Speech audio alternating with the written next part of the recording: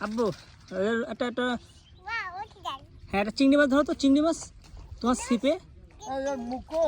পড়ে যাবি।